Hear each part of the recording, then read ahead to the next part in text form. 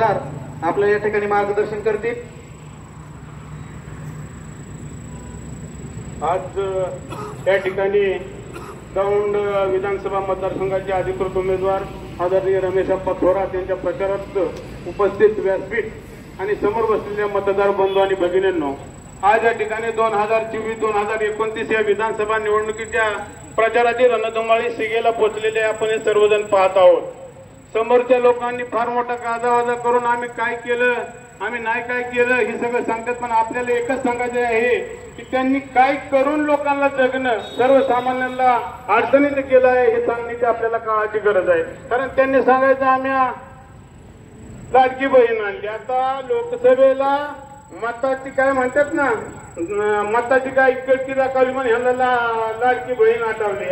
आज तुम्ही मला सांगा, महाराष्ट्र राज्य हे सुसंस्कृत राज्य आहे आणि त्या राज्यामध्ये जर आपल्या सन्माननीय दाजीचा किस्सा कापून लाडक्या बहिणीचा सन्मान होत असेल तर तो या दळभद्र्या भावाला खरंच महाराष्ट्राला हा कलंक आहे आणि असा कलंक आपल्याला 20 तारखेला पुसून टाकायचा आहे। आज समोरच्या लोकांची परिस्थिती आपण भाषणातून ऐकतोय की आम्ही असं केलं, आम्ही तसं केलं। आप्पा तुम्हाला सांगतो, काही लोक आम्हाला म्हणतात कारण जिल्हा बँकेच्या माध्यमातून आपण कर्ज दिलं काय, आप्पाच्या खिशातनं दिलं का? मग मला बी जाहीर त्यांना म्हणायचं की विधानसभा सदस्यांनी जो काय निधी दिला तो काय जमिनी कोण दिला का? परिस्थिती आज सर्वांच्या समोर आहे की प्रत्येक माणूस असा प्रश्न विचारतोय आणि त्याला उत्तर आपल्या द्यावं लागतं, पण ती कडक भाषेत उत्तरले ना तर आपल्याला काळाची गरज ठरणार। या ठिकाणी तालुक्यामध्ये म्हणतात आरोग्य दूत जन्माला आला, कोणी कोणी म्हणतं यमदूत जन्माला, आपल्या त्या बाबतीत काय बोलायचं नाही, पण प्रत्येकाच्या कुटुंबामध्ये सुख समाजाचं वातावरण निर्माण करणारा, त्या कुटुंबाची उंची हिमालयाच्या उंचीने वाढवणारा आणि दौंड तालुक्याच्या काळ्याला हिरवा शालू नेसवणारा एक दूत आपल्या तालुक्यामध्ये जन्माला आलाय। त्याचं नाव आहे कृषीदूत रमेशप्पा थोरात। मला सुद्धा या ठिकाणी अभिमानाने सांगावं वाटतं, लय दूत जन्माला आलेत, पण हा कृषीदूत म्हणजे प्रत्येकाच्या घरामध्ये पोहोचलेला दूत आहे आणि त्या दूताच्या माध्यमातून आज आपल्याला तालुक्यामध्ये पुढे जायचं आहे।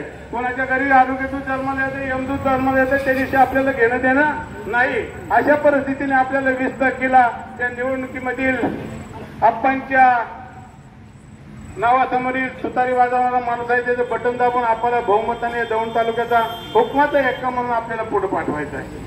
आज या प्रचार रणधुमाळीमध्ये ऐकायला मिळत आहे की तालुक्यामध्ये महाराष्ट्रामधून निधी आणणारा आमका नेता, इतक्या नंबरचा नेता, तितक्या नंबरचा नेता।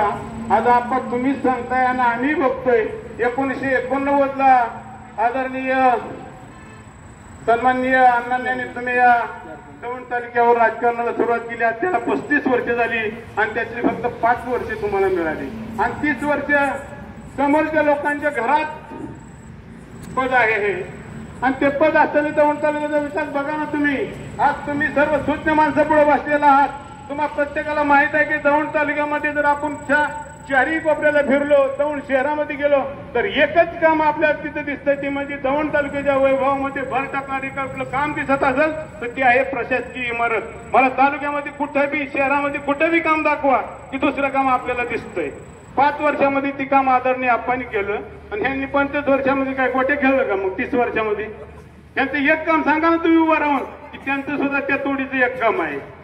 अहो 2 संस्था, 2 नेते तालुक्यामध्ये, एक संस्था प्रदीर्घ अनुभवातून एक नेता आशिया खंडात 1 नंबरला नेतो आणि एक नेता प्रदीर्घ अनुभवातून एक संस्था हिमालयाच्या उंचीने रसा तळाला घालवतो।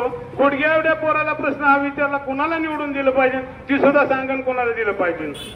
कारण आशिया खंडात 1 नंबरला एक संस्था जाते आणि एक संस्था एकाच्या ताब्यात येतो, ते हिमालयाच्या उंचीची प्रदीर्घ अनुभवातून रसा तळाला जाते। मग काय म्हणलं पाहिजे, शेतकऱ्याचं हित तरी लक्षात कोण घेतं का हे आपल्याला जाणलं पाहिजे। आज तुम्ही आप्पा दौंड तालुक्याची परिस्थिती, खरंच मी एक शेतकऱ्याचा पुत्र म्हणून सांगतो की ही दौंड तालुक्यातली पहिली दिवाळी असेल, 1ही रुपया माझ्या ऊस उत्पादकांना मिळाला नाही का? मिळाला कोणाला पेमेंट दिवाळीसाठी? मी तर म्हणतो, मी जसा ऊस पिकावतो तशी पहिल्यांदाच मी अशी दिवाळी, बिगर पैशाची दिवाळी, कुठल्याच कारखान्याचं आम्हाला बिल नाही। आणि अशी परिस्थिती त्या भाजप सरकारच्या कालखंडामध्ये आपल्याला पाहायला मिळत आहे।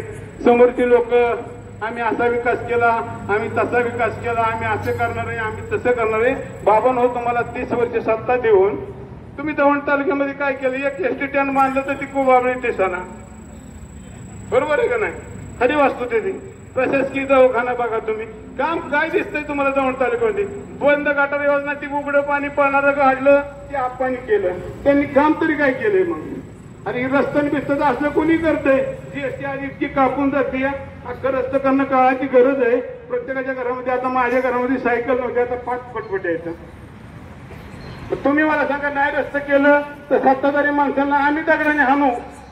नाही रस्ता केलं तर हे रस्ते तर कोणी करते. पण तुम्ही तालुक्यामध्ये प्रशासकीय इमारत असेल, काही काम असेल, क्रीडा संकुल असेल, काय असेल, तालुक्यामध्ये गेलं तर एक प्रशासकीय इमारत बघितल्याशिवाय दुसरं काम या ठिकाणी दिसत नाही. आणि त्यांनी का पाहण्याचे आम्ही असं केलं, आम्ही तसं केलं. प्रशासकीय दवाखाना बघितला सरकारी तर काय त्याची अवस्था, एसटी ट्रेनची काय अवस्था, पोलीस स्टेशन काय तर काय पत्रेत होता, आता तरी वाईट बरं वाटतंय. आणि ही परिस्थिती आपण 25-30 वर्ष पाहतो. या कारखान्यामध्ये दिवाळी आली तर 4 रुपये किलोनी, पोत्यानी 50 किलोनी साखर आपण घरी आणत होतो. आज काय होतंय तुम्हाला? आज मिळते का 1 किलो? अहो, कारखान्यावर तुम्हाला उभा करणार नाही कोणी. त्यांनी सांगतोय आम्ही कारखाना चालू केला, आम्ही आमचं केलं, आम्ही तम केलं. अरे बाबांना 20 वर्ष तुम्हाला एक हाती सत्ता दिली, काय कारखाना वाट्यान द्यायला दिली का? एक हाती सत्ता देऊन म्हणताय आम्ही चालू केला. 20 वर्ष तरी आपण एक हाती सत्ता असेल ना, मग 20 वर्ष 23 वर्ष एक हाती सत्ता देऊन जर तुम्ही म्हणताय आम्ही कारखाना चालू केला, मग 23 वर्ष काय तुम्ही जाडून घेत होता का तिथं? आणि अशा गप्पा आणायच्या म्हणजे हे आपल्याला न पटणारे गप्पा आहेत. त्याच्यामुळे भविष्य काळामध्ये 20 तारखेला आपल्याला तुतारी वाजवणाऱ्या माणूस समोरील बटन दाबून अगदी रमेश आप्पांना विधानसभेमध्ये या दौंड तालुक्याचा हुकमाचा एकटा म्हणून पाठवायचा आहे. एवढंच मी या ठिकाणी बोलताना वेळेचं मग तो लक्षात घेऊन थांबतो. जय हिंद, जय महाराष्ट्र, जय महाविकास आघाडी. स्वामी चिंचवलीचे सरपंच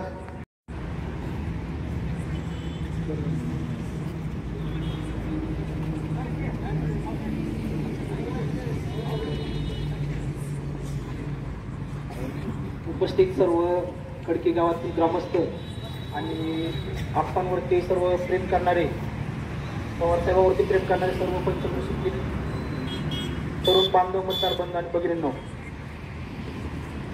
महाराष्ट्र विधानसभेच्या निवडणुकीचे 2024 ते 2029 या पंचवार्षिक निवडणुकीचे बिगुल वाजले आणि निवडणुकीची रंधमाळी सुरू झाली. निवडणुकीची रंधमाळी सुरू झाल्यानंतर प्रत्येक उमेदवारांनी आपल्याला उमेदवारी कशी मिळावी या हेतूने आपले काम चालू केले. यामध्ये या ठिकाणी उपस्थित असलेले नेते यांनी देखील तालुक्यामध्ये आपली पदयात्रा संपूर्ण तालुक्यामध्ये काढली आणि तालुक्याचा पूर्णपणे संपूर्ण माहिती घेतली की काय पाहिजे, काय नाही पाहिजे. त्यानंतर लोकसभेला आपले सर्वांचे लाडके आप्पासाहेब पवार यांनी देखील लोकसभेच्या टायमिंगला लोकप्रतिनिधी या नात्याने पूर्णपणे हा संपूर्ण बारामती विधानसभा लोकसभा मतदारसंघ पिंजून काढला. त्यामुळे एवढं पाठबळ सध्या आता आहे की ज्यांनी विधानसभा देखील पिंजून काढलेली आहे आणि ज्यांनी लोकसभा मतदारसंघ पिंजून काढलेला आहे.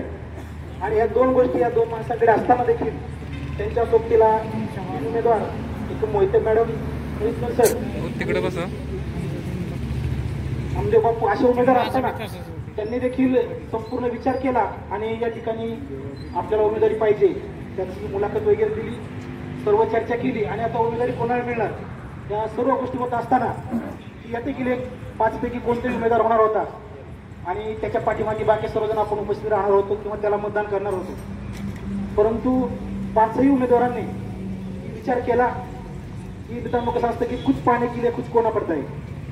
5ही उमेदवारांनी विचार केला आणि यांनी विधानसभा लोकसभा ज्यांना माहिती परंतु आपल्यापेक्षा अनुभवी आणि ज्यांनी की पंचवार्षिक भोगलेले आहे, आमदारपद भूषवलेलं आहे आणि ज्यांनी हा तालुकाच नव्हे तर लोकसभा मतदारसंघ, विधानसभा मतदारसंघ पिंजून काढलेले आहे असे आपले सर्वांचे लाडके रमेश आप्पा थोरात यांना सर्वानुमते उमेदवारी दिली आणि आप्पांना उमेदवारी जाहीर झाली.